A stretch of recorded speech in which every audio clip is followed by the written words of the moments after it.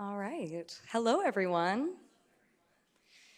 Hello, and welcome to the Center for Jewish History. I'm Lucy Bourstein. I run events here at the center, and we're all super happy to have you here. The center is home to the largest archive of the Jewish experience in the world outside of Israel. Those materials are accessible through our Genealogy Institute, where you can learn about your family's history, and through our reading room, which is where Michael Rom did research for his book, Brazilian Belonging, Jewish Politics in Cold War Latin America, as a graduate fellow in 2017 through 2018. Michael is currently visiting assistant professor of Jewish history and culture at Hebrew Union College in Los Angeles. Brazilian Belonging is available to purchase in the Great Hall, and a reception will follow Michael's presentation. There will also be some time for Q&A. I'd like to now ask everyone to please silence your cell phones so we can give Michael our undivided attention. Please join me in welcoming Michael Rom.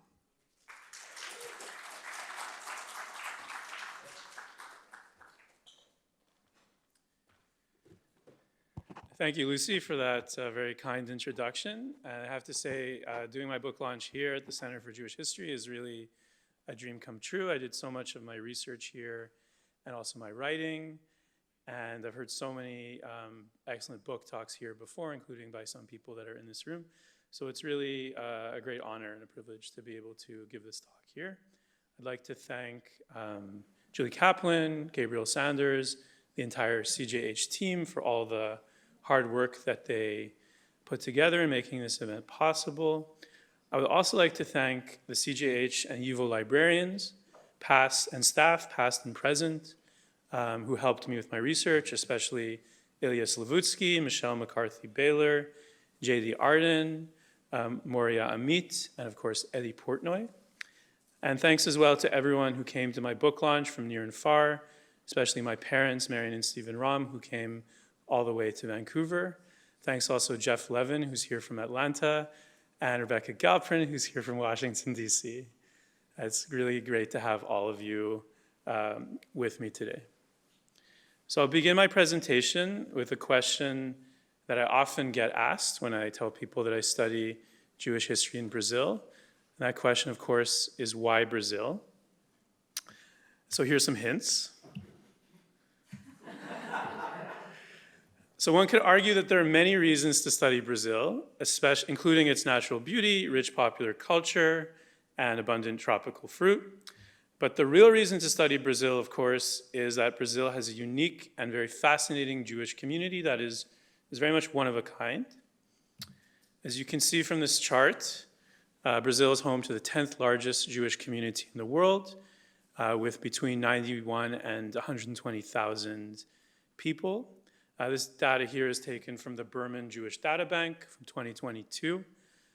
The middle column, core Jewish population, represents the estimated number of people who identify as Jewish, while the right column, connected Jewish population, represents the number of people with Jewish parents, but who might not necessarily all self-identify as Jews.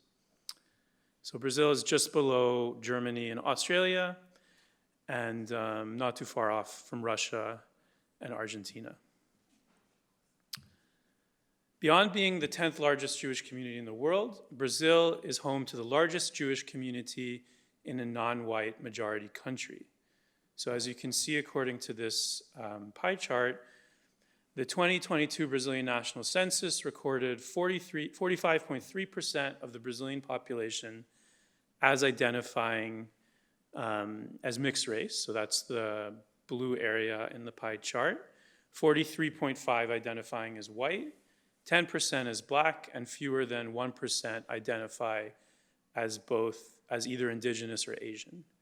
So as the largest Jewish community living in a non-white majority country, Brazil offers an important window for rethinking Jewish ideas about race and nation. The Brazilian Jewish community is unique in another important respect, as a Jewish community that lived under successive extended periods of democracy and dictatorship.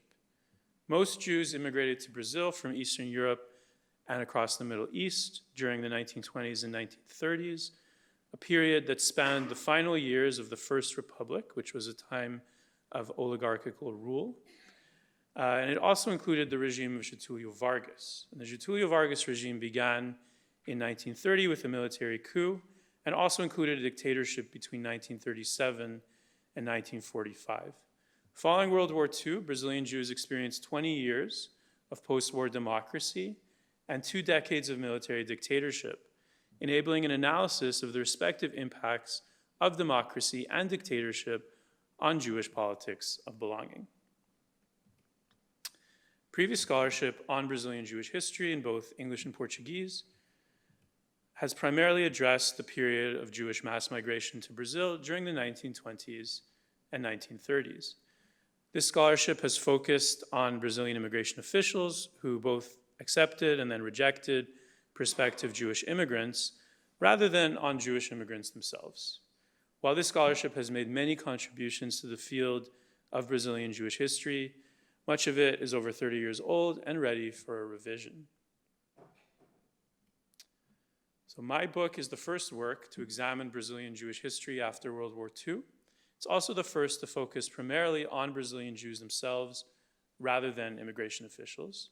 Freed from the restrictions on ethnic political organizing in place during the Vargas regime, the post-war period marked the heyday of Brazilian Jewish institution building and cultural expression.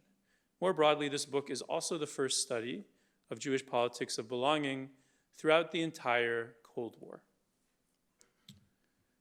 This book argues that Brazilian Jews use political activism to assert and define belonging in their nation's state, ethnic community, and generation.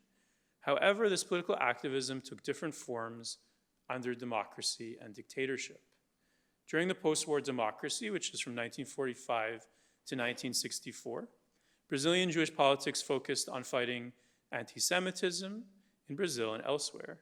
During the military regime, Jewish politics revolved around different forms of armed struggle, both locally and internationally. I'll have more to say about this when I go through my chapter summaries.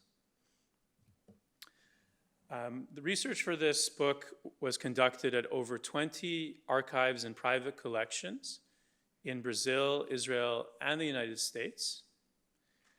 I also consulted Brazilian newspapers in Portuguese and Yiddish, and conducted oral history interviews with 24 Brazilian Jewish political activists and their children. 2 of these archives, the Leo Baeck Institute and YIVO, are housed right here at the Center for Jewish History. Another archive, the Brazilian Jewish Historical Archive, is housed at the Jewish Museum of São Paulo, which you can see here on the right, in the former site of Temple Beth El. So now I'll just quickly run through the different chapters and the main points of each chapter. So chapter 1 is called Becoming Brazilian, 1922 to 1941.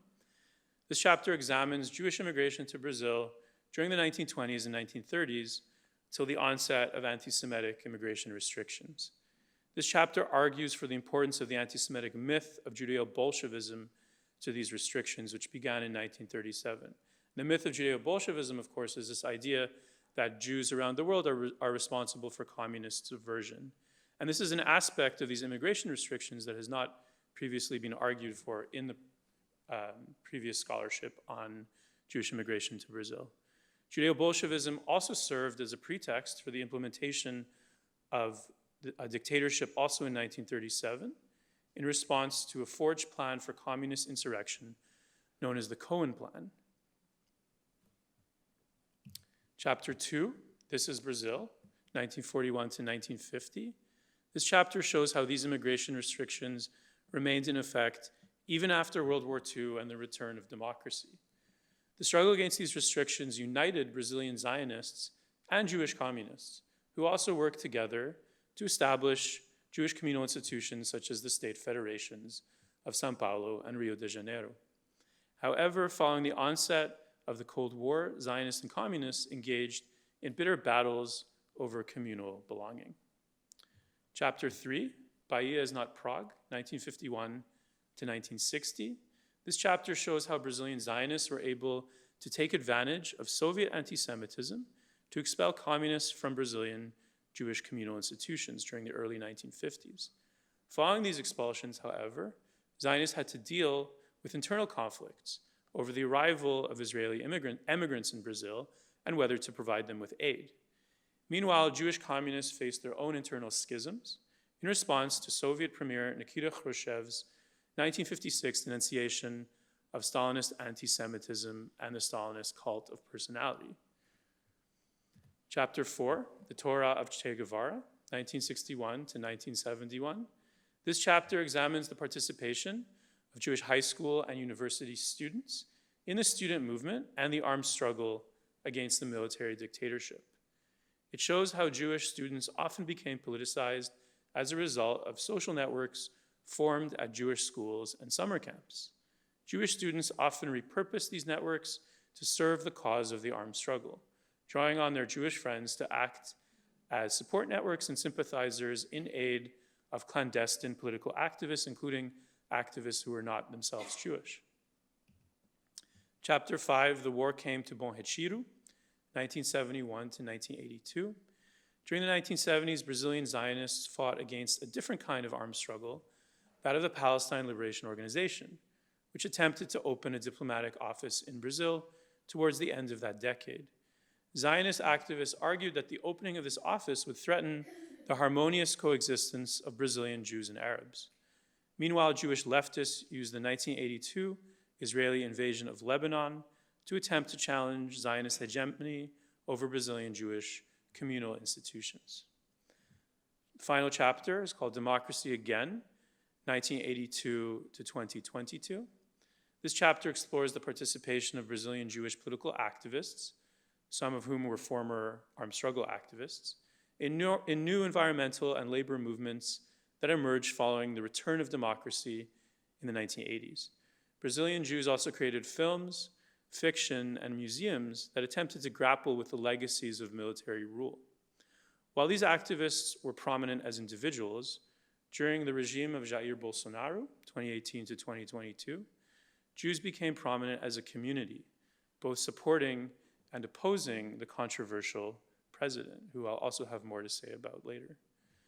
The rest of this presentation will focus on some of the individuals that make up the story about Brazilian Jewish history that I'm trying to tell.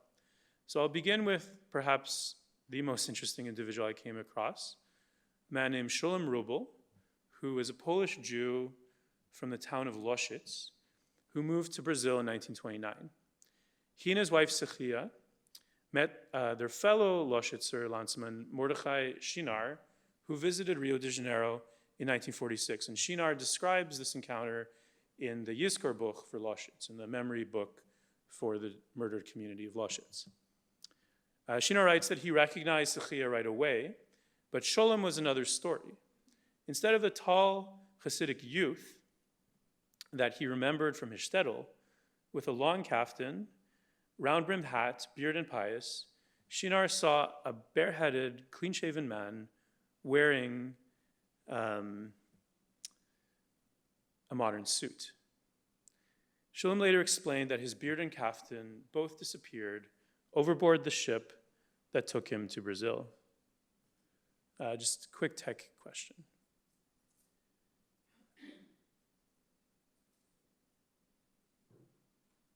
Can I get some tech support, please?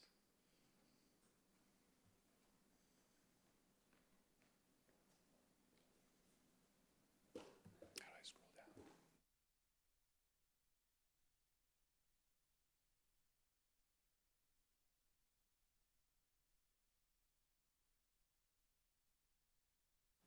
So this was not the only transformation that Schulam Rubel underwent in his new country. In Brazil, Shulam threw himself into the Jewish communist movement with, in Shinar's words, Hasidic fervor and with true religious devotion. He was one of 30 Jews arrested at the Workers' Kitchen, the Arbeiterkirche, following a failed communist uprising in 1935. And the arrested Jewish activists included 24 men and 6 women, 22 of whom you can see in this photo. Rubel was sent to a penal colony along the border with French Guiana, from which he escaped with other prisoners in a handmade dugout canoe and returned clandestinely to Rio de Janeiro. And his granddaughter, Vera Rubel, actually later became involved in the armed struggle against the Brazilian military regime.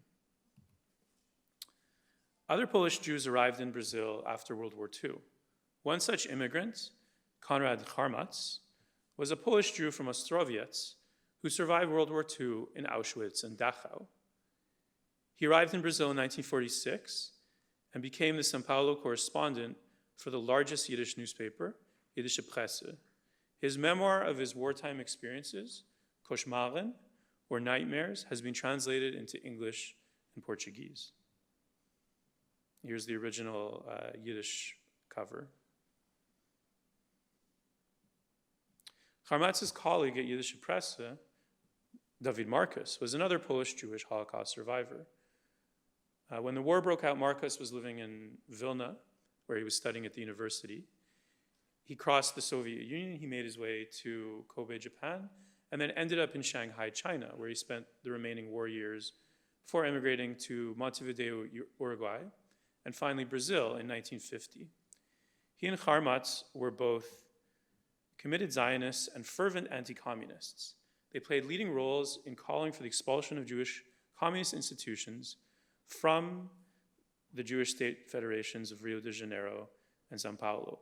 Their political and cultural importance challenges prevailing ideas about the marginalization of Holocaust survivors in post-war settings. Yiddische Presse, which is an invaluable resource for the study of Brazilian Jewish history, is housed right here at the YIVO archives at the Center for Jewish History. Other Polish survivors included a Polish-Jewish couple, Holocaust survivors, included a Polish-Jewish couple named Eugeniusz and Lila Sirkis, or Eugeniu and Liliana Sirkis, who both survived the war in the Soviet Union. They emigrated to Brazil in 1947, where they met and married. Their son Alfredo was born in Rio de Janeiro in 1950. He was named after Lila's father, Alfred Binto, who was a Polish Jewish officer killed by the Soviets at the Katyn massacre. As a result of his wartime experiences in the Soviet Union, Eugeniusz Sirkis became a staunch anti-communist. Under his influence, 13-year-old Alfredo welcomed the 1960 military coup, which he saw as preventing a communist regime from coming to power. However, after transferring to the elite Colégio de Aplicação, which was a public high school that required passing a difficult entrance exam, Sirkis began to rethink his liberal anti-communist worldview. The Colégio de Aplicação was over 30% Jewish, in a city where Jews made up roughly 1% of the population, and many of Sirkis's new classmates were the children of Jewish leftists. He's in the back row, third from the left, towering over his classmates. Many of Sirkis's Jewish classmates at the Colégio de Aplicação had attended leftist Jewish institutions established during the early 1950s, during the post-war democracy. One of these institutions was Escola Eleazar Steinborg, Jewish elementary school named after a Romanian Jewish educator and writer who briefly lived in Brazil from about 1928 to 1930, who very much hated it. Here is a photo of the first class in 1954. Now, it's interesting to note that 3 of these children in the photo would later join anti-dictatorship organizations separately, including the girl in the front row seated 6th from the right, with a rather boyish haircut, whose name is Anna Bourstein, who I'll also have more to say about later. Although Jewish students educated at Eleazar Steinborg later attended non-Jewish schools such as the Colégio de Aplicação, they maintained social ties through other post-war Jewish institutions, like Camp Kinderland. Camp Kinderland was founded by leftist Jewish women in Rio de Janeiro in 1950. Here's a photo of the first camp session. The importance of Jewish social networks to the armed struggle against the military dictatorship can be seen in a military police trial in August 1972, in which 6 out of 7 defendants and all 4 witnesses were young Brazilian Jews. 6 of the 10 Jewish defendants and witnesses had attended both Eleazar Steinborg and Kinderland. These Jewish activists were members of support networks that assisted armed struggle organizations by transporting clandestine activists and hiding weapons and sensitive political documents in their homes. The records of this trial, known as the Jews trial, is available in an online database known as Brasil Nunca Mais, or Brazil Never Again, which was originally published in book form. Here on the right, you can see the list of the 7 defendants. Other Jewish activists became leading members of armed struggle organizations like Alfredo Ciris, who we met earlier. After participating for several years in the student anti-dictatorship movement, Ciris joined the Revolutionary Popular Vanguard, or VPR, in 1970. In this organization, he took part in robbing banks to fund revolutionary activities and in kidnapping foreign ambassadors, in his case, the West German and the Swiss ambassadors, in exchange for to later release them in exchange for imprisoned comrades. In May 1970, Ciris decided to leave both the armed struggle and Brazil, and he spent the next 8 years in exile in Chile, France, and Portugal. And once he was there, he wrote a memoir of his time in the student movement and armed struggle, which he named Os Carbonarios, or the Carbonari, after 19th century Italian revolutionaries who he saw as similar to his own organization. Brazilian Jewish women also joined armed struggle organizations. And here once again is Anna Bourstein, who we met earlier. She was the daughter of Polish Jewish immigrants who arrived in Rio de Janeiro in the 1930s. She attended both Eleazar Steinborg and Camp Kinderland. In 1969, she joined another organization, the National Liberating Action, or ALN, an armed struggle organization led by a former communist congressman named Carlos Marighella, who was later assassinated by the military regime. Another Jewish woman who joined the armed struggle was Yara Yavalberg. She was the daughter of Hungarian and Romanian Jewish immigrants from São Paulo. She joined the Revolutionary Popular Vanguard, VPR, which was the same organization that Alfredo Ciris was in, and they actually met during the armed struggle. In August 1971, she was killed by dictatorship agents, only 1 month before her partner, former VPR leader Carlos Lamarca, who was killed that September. Reporting on their deaths in the Israeli newspaper Ma'ariv, David Marcus of Yiddish Presse called them followers of the Torah of Che Guevara, and that's where I take the title of my 4th chapter from. Yara Yavalberg was one of 8 Jewish political activists killed by the Brazilian military dictatorship. Other well-known victims included the University of São Paulo professor Ana Rosa Kuczynski Silva, the daughter of Mayor Kuczynski, who was one of the best-known Yiddish writers from Brazil. It also included the former communist congressman Mauricio Grabois and the journalist Vladimir Herzog. Following the return of democracy in 1985, Brazilian Jewish political activists played prominent roles in new environmental and labor movements. And here we see the founding meeting of the Green Party. Alfredo Ciris is third from the left with the shaggy hair. This was from 1986. And other Brazilian Jews were elected to political office through the Workers' Party, which is currently the party that is governing Brazil. Brazilian Jews also participated in literary and cinematic efforts to grapple with the military regime. Noted Brazilian Jewish author Moacir Scliar wrote a novella called Jewish Mother, 1964, which is about a Brazilian Jewish mother whose son has become an underground activist. The film, The Year My Parents Went on Vacation, tells the story of a boy whose parents have gone underground and left him with his grandfather in the São Paulo Jewish neighborhood of Bom Retiro. And this film was actually nominated as Brazil's representative to the Oscars. Other former anti-dictatorship activists established organizations to transform sites of detention and torture into memorials and museums. Maurice Politi is an Egyptian Jew who immigrated to Brazil in 1959 at age 9 and became part of the National Liberating Action while a university student at the University of São Paulo. He was arrested in 1970 and subjected to torture, sentenced to 4 years imprisonment, and then deported from Brazil in 1975. After returning to Brazil, he led efforts to turn sites of dictatorship, torture, and detention into museums. Here on the left is the Resistance Memorial. This is one of the sites of imprisonment where Politi and other political prisoners like Anna Bourstein were held. And it's now a museum. And on the right is a site known as Operation Bandeirantes, which was the worst torture site, which has not been turned into a museum, but where Politi leads monthly guided tours. And here's one of the most recent photos of him leading a guided tour.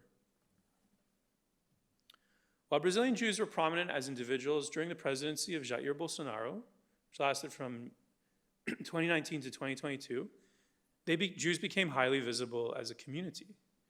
Bolsonaro sought to position himself as an ally of Israel and the Brazilian Jewish community by appointing Brazilian Jews as ministers and secretaries and publicly brandishing Israeli flags at every available opportunity. At the same time, he proclaimed that Nazism was a left-wing ideology during a state visit to Yad Vashem, the Israeli Holocaust memorial site, suggested that the Holocaust could be forgiven, and held a state reception for the deputy parliamentary leader of the far-right Alternative for Germany, Beatrice von Storch, who is herself the granddaughter of a Nazi cabinet minister. The election in 2018 of a proudly racist, misogynistic, and homophobic president who sought to use the Brazilian Jewish community as a form of political capital, don't know if that sounds familiar, led to the emergence of a new Brazilian Jewish left that opposed Bolsonaro's anti-democratic agenda. New organizations included Jews for Democracy on the left and the Jewish Observatory of Human Rights in Brazil. Like Brazilian Jews, during the post-war democracy and military dictatorship, they used political activism to assert and define their belonging in their nation state, ethnic community, and generation. This activism took the form of protest demonstrations, political organizing, and battles over institutional and communal belonging. These organizations, including Jews for Democracy and the Jewish Observatory of Human Rights in Brazil, were part of a coalition that led to the defeat of Bolsonaro in 2022, and the ex-president is currently on trial for an attempted coup, January 8th, 2023. Thank you, and I look forward to your questions.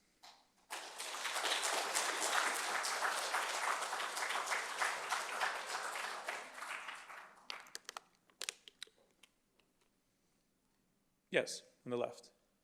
One of the things I think that struck me is you talked a little bit about the Arab and Jews coexistence in Brazil. I know that there's a large Arab population, specifically Lebanese. Mm-hmm. And I'm wondering how that impacts the Jewish-Arab relationship, given that there are so many Arabs. I wasn't sure when they emigrated. Yeah, that's a great question. So the community is mainly Lebanese and Syrian Christians, although there are also some Muslims and Druze. Most of them arrived in the early 20th century.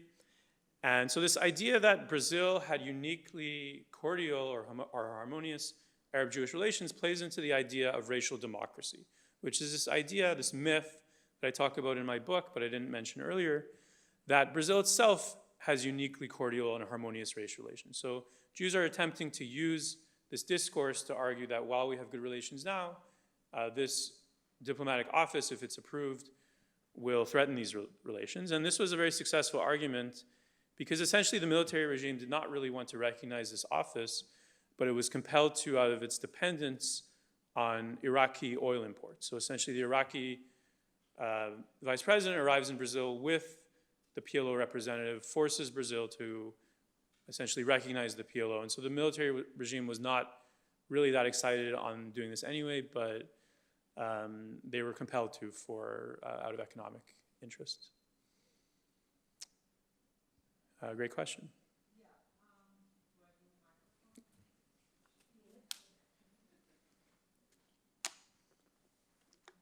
But relations between Arabs and Jews in Brazil are, on the whole, very cordial.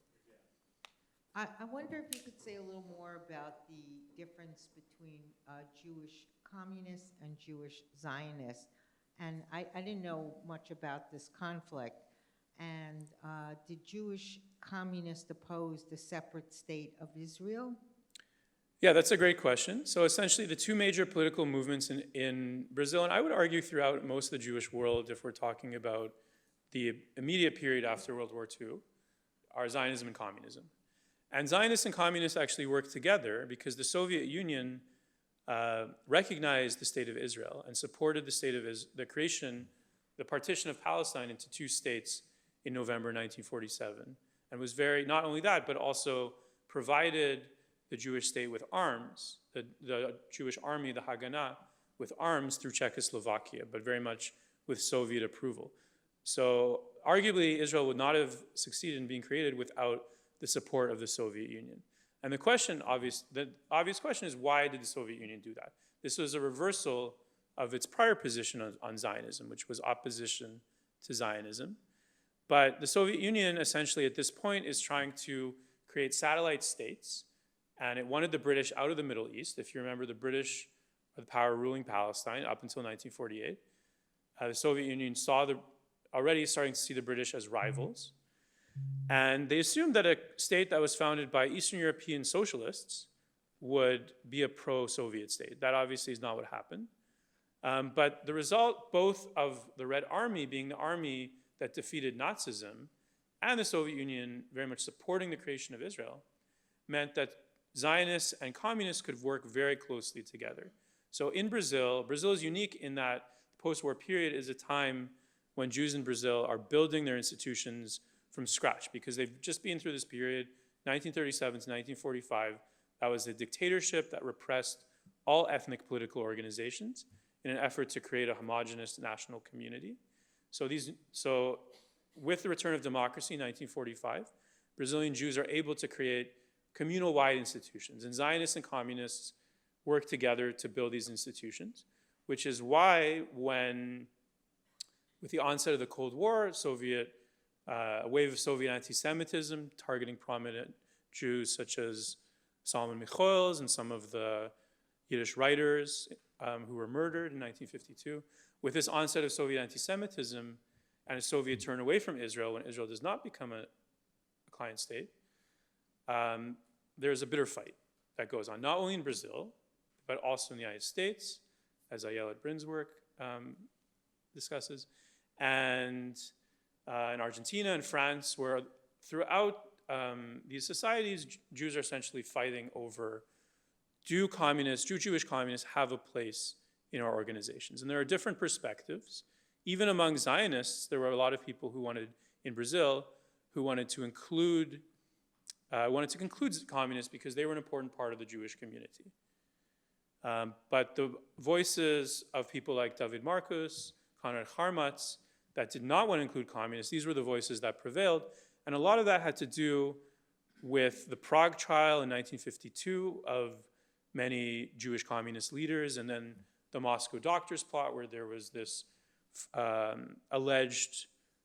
the Soviet leadership claimed that 9 doctors, 6 of whom were Jewish, were trying to poison the Soviet leadership, which obviously was a forgery. So with these two events, that was essentially the nail in the coffin of Jewish communist participation in Brazilian Jewish institutions, and I think the same is true for the United States. And so that's when they're essentially expelled from the federations. They continue to have their own organizations, but they're really separate from the Jewish community. And just won't take up any more of your time, but just to clarify, the Jewish communists in Brazil and elsewhere after the Soviets turned away from Israel because it did not become communist, the Jewish communists did not support Israel as a state. Is that what you were saying? Well, yeah, the Soviet Union ultimately does break with Israel, makes ties with Arab countries such as Egypt and Syria, but there are still Jewish communists in Israel, and they're publishing a Hebrew newspaper, and the Yiddish language communist newspaper of Sao Paulo is publishing their articles. And so their argument is not that Israel should not be a Jewish state. Their argument is that Israel should be a communist state. They're not really speaking about the Palestinian issue at this point in time. What becomes a little more complicated is in 1955, when Egypt becomes a very close Soviet ally, then there's this difficult balancing act. They can't really criticize Egypt, even though Egypt is obviously very anti-Israel. So there are a lot of internal contradictions that Jewish communists had to deal with by the mid-1950s. Mr. Belsky. I'm very intrigued, and I won't be offended if you pass on this because it's not specifically a question about the Jewish history of Brazil. Pass. But you mentioned transitions from dictatorship to democracy to dictatorship Yeah. to democracy, and I'm just wondering if you could flesh out a little bit, like, how does a country like Brazil go from like one stage to another, or any country for that matter? Like, Yeah, that's an excellent question. So if you're paying close attention to my presentation, as I'm sure you all were, the chronology of my chapters does not follow the chronology of, this might take me a while, doesn't follow the chronology of the eras that I showed you earlier. So essentially, the chronology of the eras, right? 1930 to 1945, the Vargas regime, 1945 to 1964, post-war democracy, 1964 to 1985, military dictatorship, 1985 to present, fortunately, democracy, although the times of what we weren't sure. But if you look at the chapter dates, 1922, 1941, so 1941 to 1950. So these are all transitional moments, right? The early 1950s, you have a dictatorship in Brazil that is fighting on the side of the Allies. That is the only Latin American country that sends troops to Europe to actually fight Italian and German forces in Italy, including a couple hundred Brazilian Jews go with them. So that was a transitional moment, and that's why when Brazil is part of the victorious Allies, they couldn't really continue to have a dictatorship, but they could during the World War II because the Brazil was an important place of air bases for Brazil. Sorry, Brazil was an important place of air bases for the US. So the US wasn't so concerned about Brazil's government during the war, but then after the war, obviously could no longer maintain its dictatorship. And if you look here, 61 to 71, that includes the last 4 years of democracy, the dictatorship, because you can't really understand why the dictatorship comes about if you don't understand the political ferment, this idea that maybe the communists are going to take over, the student mobilization that already happens in this period that paves the way for for the student movement that happens against the dictatorship. This is an important, this is one era. And then again, 1982, it's still officially a dictatorship until 1985, but it's a movement towards democracy. So yeah, that's an important clarification point that these distinctions are not so hard and fast, right? And even within the military dictatorship, there were periods that were more repressive, there were periods that are less repressive. From 1964 to 1968, it still maintained the facade of democracy. It had presidential elections, even though generals all won. But from 1969 to about 1975, that was the most repressive period. That's the period where the people that I showed you here were all murdered. And then from about 75 to 85, it's a little bit, it eases up a little bit until eventually goes to democracy again. But the military was essentially betting that they could create a civilian government that would still be right-wing, that they would be able to control. So there's the distinctions between the different eras. When you actually look more closely, the story is a lot more complicated. If you want to learn more, you can buy my book.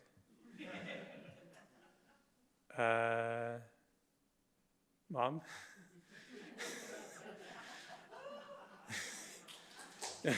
Marion Rom, everybody. Schönem Dank, mein Sohn. Well done. I just wanted you to put a little bit more of a human face on the research, and I wondered if you'd care to comment on, you spoke about 24 people that you met that were involved in the uprising against the dictatorship, and I was just wondering how comfortable these people or children or grandchildren felt about talking about the torture and the imprisonment. Yeah, thank you for that question. So one of the people I spoke to, just to take two of these three individuals, I spoke to the brother of Ana Rosa Kuczynski Silva, Bernardo Kuczynski, who's himself was an important anti-dictatorship journalist and wrote a great novel about his sister's disappearance called K. I interviewed him. I interviewed the daughter of Mauricio Grabois, Victoria Grabois, who was named after the Soviet victory over Nazism. very interesting person. She's involved in a committee, and she was one of the leaders of a committee against torture in Rio.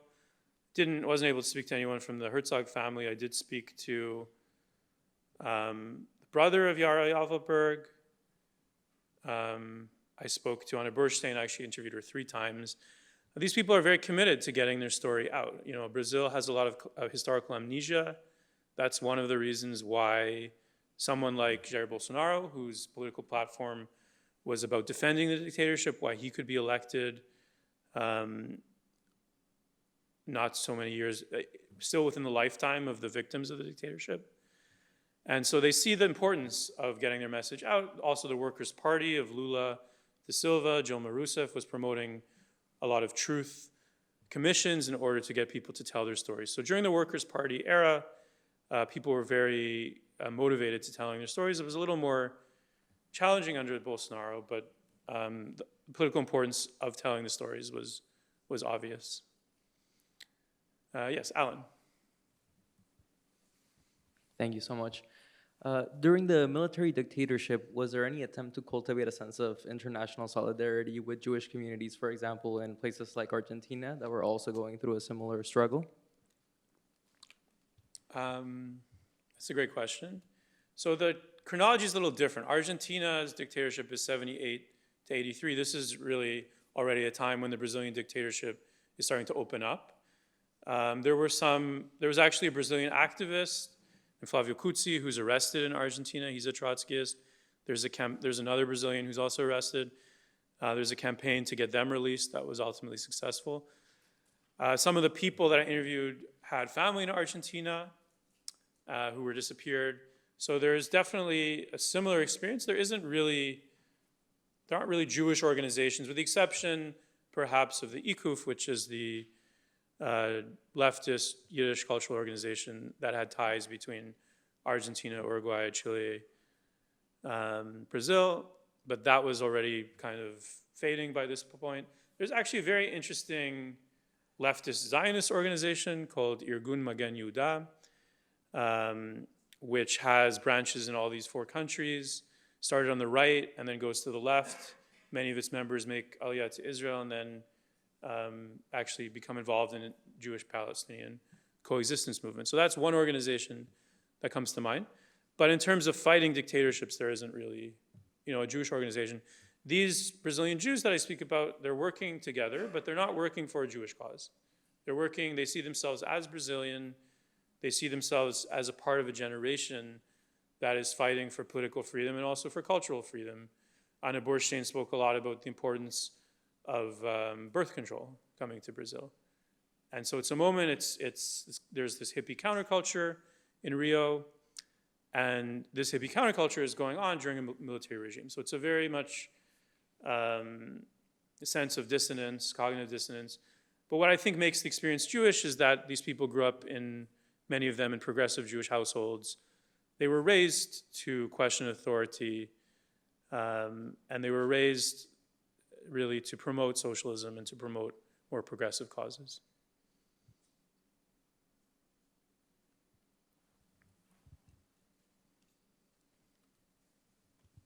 In terms of the torture and killing of leftists under the dictatorship, I know in other South American countries, U.S. government officials were very directly involved in such activities. Yeah. Do you know if they were involved in that in Brazil?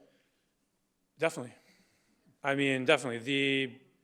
The coup would not have, basically America sent warships to support the coup in 1964.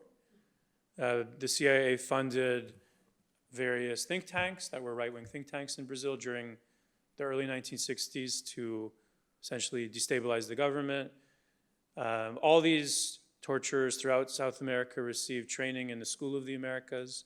And there was a program called Operation Condor to essentially unite this program of counter-revolutionary repression.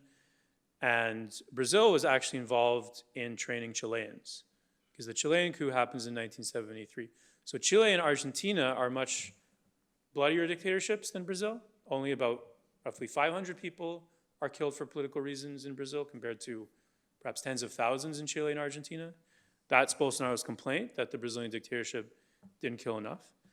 But Brazil comes first. So Brazil is the prototype, and then later trains some of the Chileans in torture techniques. Some of these torture techniques coming from the CIA, some of them are coming from French counterinsurgencies in Algeria.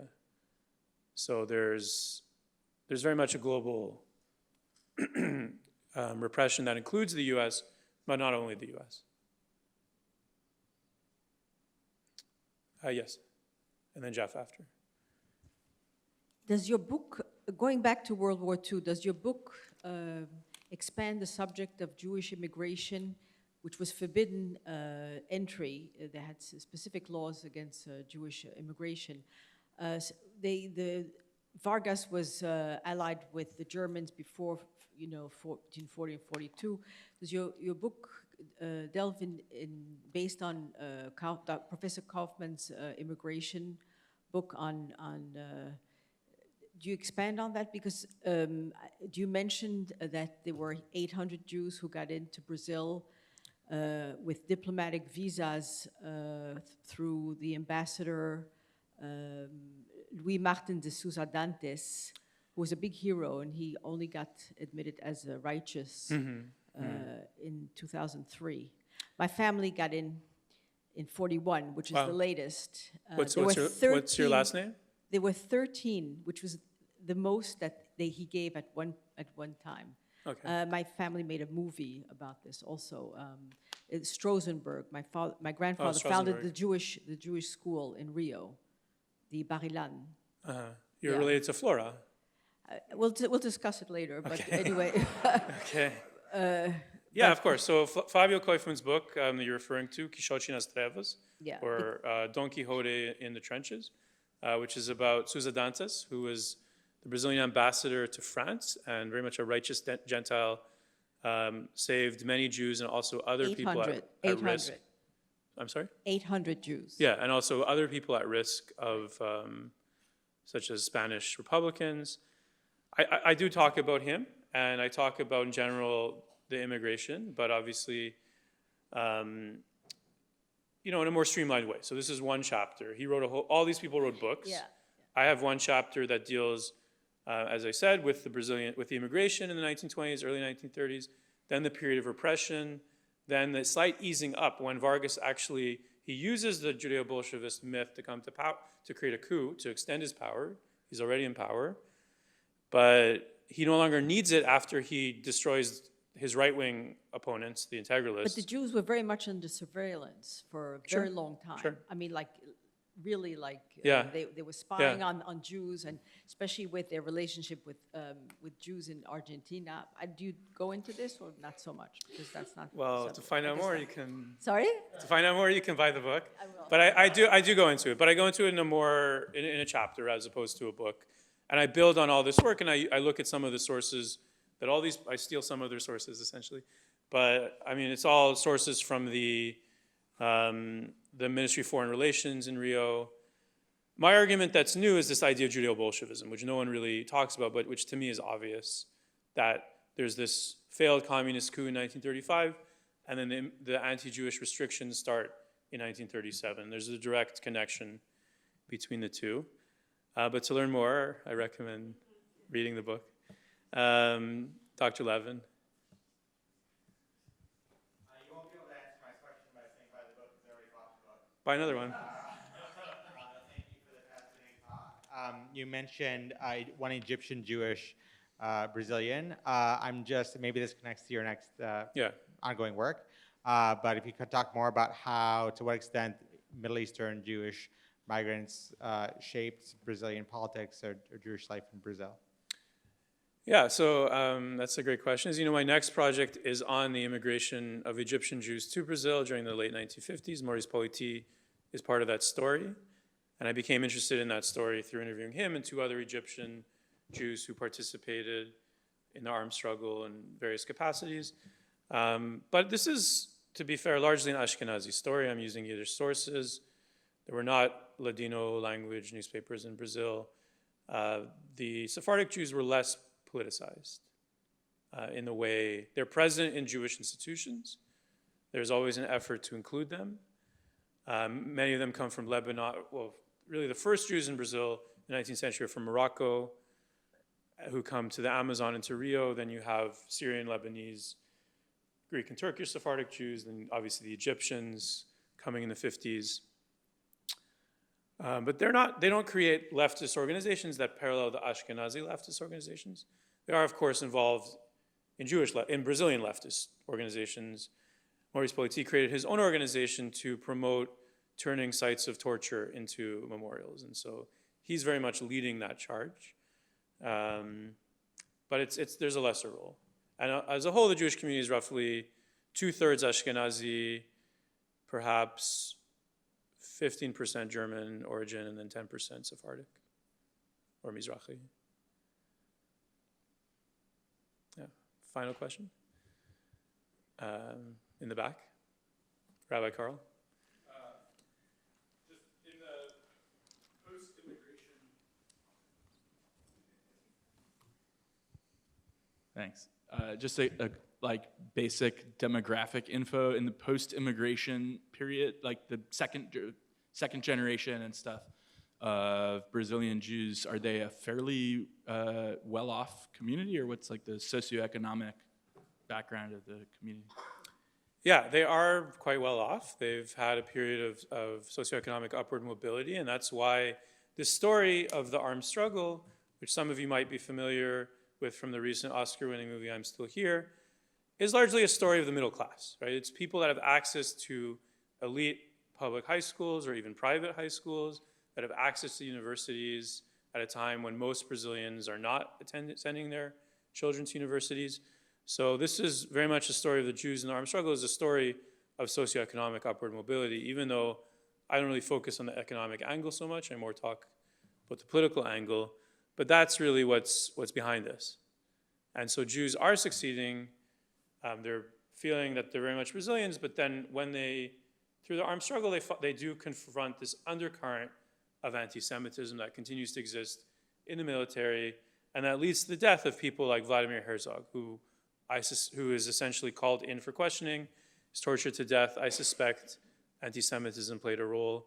So it is an inclusion, but it's not a full inclusion in Brazilian society. There is an expression in Brazil, money whitens, and so that's also the story of the Lebanese in Brazil who have become successful and are seen as white because of economic success, also political involvement. Lebanese in Brazil are actually more disproportionately overrepresented in Brazilian politics than Jews are.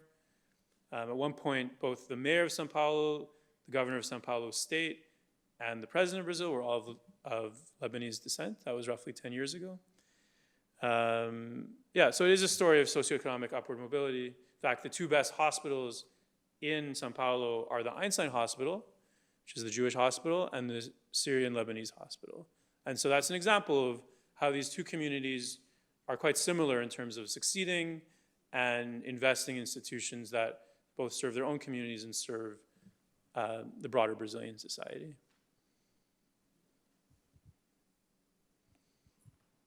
Great. Thank you very much.